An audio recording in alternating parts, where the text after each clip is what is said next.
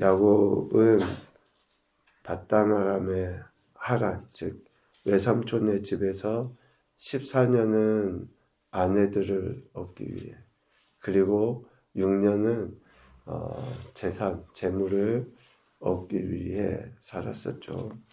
그 결과 30장 43절에 보면 매우 번창하여 양떼와 노비와 낙타와 나귀가 많아지게 되었다 라고 이야기하잖아요. 얼마나 많을까 우리가 수치로는 모르겠지만 방금 읽은 32장 말씀에 보면 그 수가 정말 엄청났다라는 것을 알 수 있죠. 14절 이하에 보면 암염소가 200, 순염소가 20, 암양이 200, 순양이 20, 낙타가 30, 또 새끼, 정말 어마어마한 부자, 갑부가 된 거죠. 이렇게 얻은 아내와 자녀들, 재물을 가지고 이제 고향인 브엘세바로 향해 나갑니다. 야곱이 이렇게 브엘세바로 다시 즉 고향으로 돌아가려 한 것은 하나님께서 하신 약속의 말씀 때문에 그래요.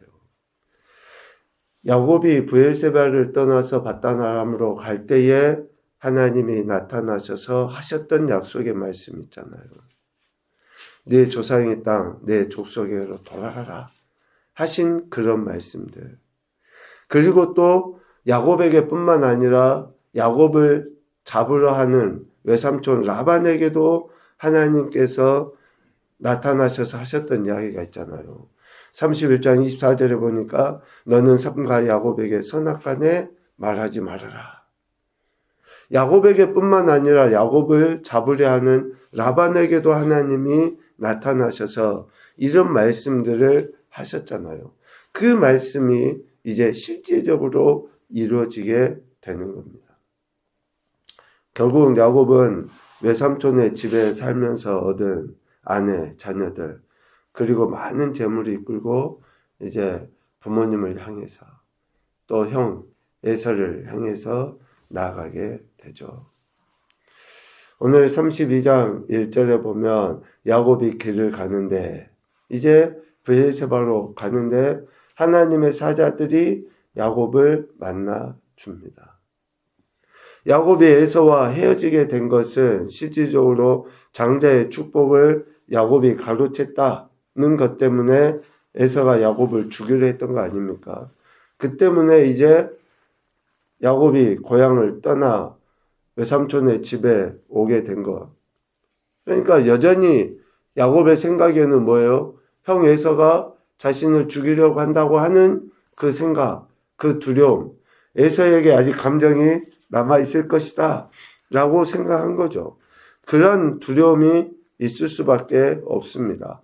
그때에 하나님의 사자들이 야곱을 만나 준 것이죠. 고향을 떠나올 때도 만나 주신 그 하나님, 베델에서 그런 일이 있었죠. 다시 고향을 향해 나가는 야곱에게 또다시 나타나신 것입니다. 하나님께서 야곱과 함께 하신다라고 하는 단적인 표현이죠. 고향을 떠나올 때도, 고향으로 향해 갈 때도 하나님께서 이렇게 사자들을 통해 야곱에게 나타나 보여주신 것입니다. 지난날에 하나님이 야곱과 함께 하셨던 것을 상기시켜주기 위한 나타나심. 야, 지금까지 너가 지내온 것 하나님이 함께 해주심의 결과가 아니냐라는 것을 다시 깨닫게 해주시기 위함에 나타나심. 또 라반의 온갖 모략에서도 하나님이 보호해 주셨잖아요. 10번이나 야곱에게 약속한 것들을 거짓으로 바꿔버렸던 그 라반의 외삼촌의 그 속임수에서도 하나님이 보호해 주셨던 것처럼 앞으로 에서를 만난다 할지라도 에서의 손에서 하나님이 지키시고 보호해 주실 것이라는 그 확신을 심어주기 위한 하나님의 사자들의 나타나심. 그리고 무엇보다도 이미 하나님이 하셨던 약속의 말씀 있잖아요. 너를 이끌어 이 땅으로 돌아오게 할지라 라고 하신 그 약속을 재확인시켜 주시기 위한 하나님의 사자들의 나타나심이라고 할 수 있습니다. 그 하나님의 사자들을 마하나임, 즉 하나님의 군대라고 표현합니다. 야곱에게 하신 약속의 성취에 대한 보증으로 마하나임으로 나타내 보여주신 거죠. 야곱이 브엘세바로 돌아가는 그 험난한 여정 속에 하나님께서 함께 하신다는 것이고, 또 야곱 마음 안에 있는 두려움, 즉 형 에서의 보복에 대한 두려움, 그 가운데서 두려워하지 말고 하나님께서 친히 보호해 주시고 친위대가 되어 주실 것이라는 그 확신을 야곱에게 심어 주신 것이라고 할 수 있죠. 이렇게 야곱에 대한 하나님의 보호하심과 인도하심 속에 고향을 떠날 때도, 고향을 향해 다시 나갈 때도 하나님이 역사하고 계신다는 것을 야곱에게 보여주고 있습니다. 이러한 은혜가 우리 신앙과 삶의 여정에도 여전히 드러나고 있어요. 우리가 그것을 얼마나 의식하고 살아가느냐, 얼마나 하나님께 감사하느냐의 문제이지, 하나님은 택하신 백성을, 야곱뿐만 아니죠, 택하신 백성들과 늘 함께 하셔서 하나님의 군대로 친히 보호하시고 인도해 가고 계신다는 것을 우리가 의식하며 사는 것이 무엇보다 중요하죠. 이렇게 야곱은 하나님의 군대 마하나임의 은혜를 경험하고 이제 한 걸음 한 걸음 에서를 향해 나아가게 됩니다. 세일 땅 에돔 들에 있는 형 에서에게 나아가는데, 이 과정을 쭉 보면서 참 야곱의 성향대로, 야곱이 가진 성품대로 이 일들을 형 에서에게 나아가고 있구나 라는 것을 보죠. 25장 27절에 야곱은 조용한 사람이다 라고 이야기했지 않습니까? 조용한 사람이라고 하는 것은 단순히 내성적이다 라는 의미가 아니에요. 신중하고 내실을 괴하는 성품이다 라는 거예요. 신중하다는 거죠. 뭔가 일을 해감에 있어서 그냥 차근차근 하나씩 계획도 해 나가고 뭐 덤벙덤벙 일을 하는 게 아니라 또 절차에 따라서 차분하게 일을 해 나가는 그러한 성품의 사람이라는 것을 의미하죠. 이런 성격의 탓 때문에 실질적으로 라반을 떠나 브엘세바로 향하려 할 때도 어떻게 했습니까? 31장 우리가 말씀을 봤던 것처럼 아내들을 먼저 들로 보내고 또 그 일들을 행함에 있어서 알리지도 아니하고 그냥 야곱은 치밀하게 그런 계획들을 하나씩 세워서 외삼촌의 집을 떠나려 했었고, 이제 형 에서를 만나려 할 때도 오늘 본문에 보면 매우 신중하고 조심스럽게 행동하지 않습니까? 3절에 보면 자기보다 앞서 미리 사자들을 에서에게 보내요. 형의 지금 감정이 어떠한지, 물론 자기에 대해서 좋지 아니하다는 것은 알지만 어떤 상태인지 지금 그걸 알기 위해서 먼저 사자들을 보내는 거죠.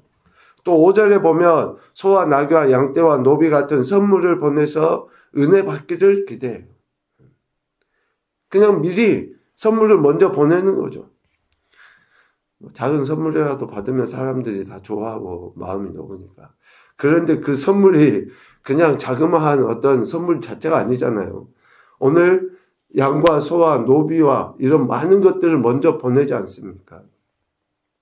그리고 7절에 보면 이제 에서의 동향을 파악하고 동행자와 양과 소와 낙타를 두 떼로 나누는 치밀함을 보내요. 두 떼로 짐승들을 나눠요.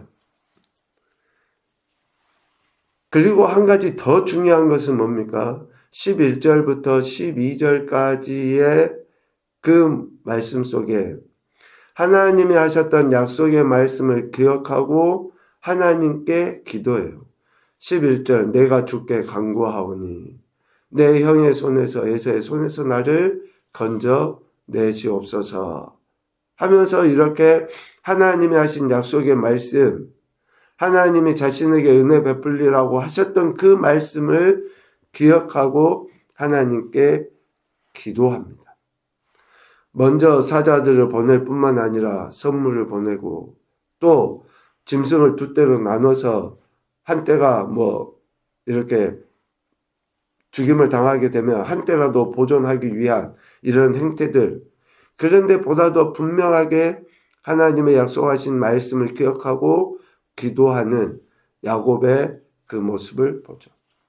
그러니까 에서를 만나기 전에 어쩌면 인간적인 지혜도 동원해요. 그리고 또 신앙의 태도를 점검하며 하나님 앞에 나가죠. 이러한 야곱의 어쩌면 치밀한 그런 모습들, 태도들. 그러니까 야곱이 그냥 단순히 믿음의 그 가문을 이뤄가는 인물이 아니라 12족속을 통해서 민족만 형성하는 자가 아니라 영적으로 하나님께서 이스라엘이라고 하는 실질적인 나라를, 국가를 이룰 수 있는 그러한 인물이라는 것을 이러한 내용들을 통해서 보게 되죠. 이렇게 야곱은 에서를 만나기 전에 인간적인 지혜도 나타내 보이고 신앙적인 태도도 드러내 보이죠. 에서에게 사자를 보내서 예의를 갖추게 했을 뿐만 아니라 많은 예물을 먼저 보내서 에서의 분노를 진정시키려 했고 또 자신의 가족과 소유를 지키려고 하는 그러한 모습들을 보입니다. 하나님 앞에 간절히 기도하여 도움도 구하는, 그래서 하나님의 역사심 가운데 형 에서를 향해서 한 걸음씩 나아가는 모습을 오늘 20절까지를 통해서 보게 됩니다. 우리의 신앙과 삶에서도 하나님의 지혜도 우리에게 필요하고 더 큰 은혜도 필요하다라는 것을 이런 말씀들을 통해서 볼 수 있을 것 같습니다. 첫 번째 교훈으로 보면요. 하나님께서 하신 약속의 말씀을 듣고 순종할 때 안전이 보장된다. 하나님이 야곱에게 하신 그 말씀을 야곱은 기억했던 거죠. 그리고 그 말씀에 순종하여 바단 아람을 떠나 베엘세바로 향할 때 안전이 보장이 된 겁니다. 두 번째, 우리 인생의 여정을 이미 그리고 정확하게 하시는 하나님만을 신뢰하자. 우리 인생의 여정은 이미 하나님이 알고 계셔요. 정확하게 알고 계십니다. 그래서 그 하나님을 신뢰하는 것이 믿음이고 지금 처한 그 어떠한 상황 속에서도 하나님의 역사하심을 기대하며 나가는 것이 믿음인 거죠. 세 번째, 하나님께서 주시는 지혜로서 관계의 바름을 드러내 보이며 살아가자. 가정 안에서도 또 직장이나 사회 안에서도 특별히 교회 성도들 안에서도 하나님 주신 지혜로서 우리의 관계를 세워나갈 때에 더욱 큰 은혜를 경험하게 된다라는 것을 보게 됩니다. 오늘도 우리의 신앙과 삶의 여정 속에 하나님은 우리를 정확한 길로 인도하십니다. 그 하나님만을 신뢰하시고 약속의 말씀을 의지하여 순종하며 더 큰 영광을 올려드리시는 귀한 인생들이 되시기를 주님의 이름으로 축복합니다. 아멘.